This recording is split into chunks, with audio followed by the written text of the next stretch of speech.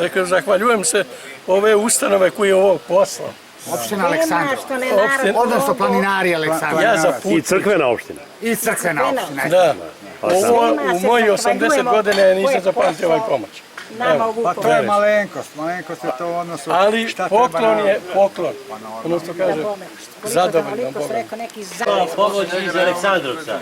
Naši prijatelji planinari iz Eko kluba Željin su doneli nama i rekli su, pošto su bili ovde i pitali su me koje je selo postradalo najviše. I oni su namenili vama najveći deo te pomoći je za celo selo Loboder. Naselja i građana sela Lobodera ja se zahvaljujem opštini Aleksandrovac, odnosno planinarskom društvu Aleksandrovac, crkvenoj opštini Aleksandrovac.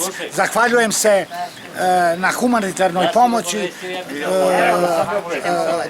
koju su nama poslali. To nama mnogo znači u ovom momentu što je nas ova stihija zadesila.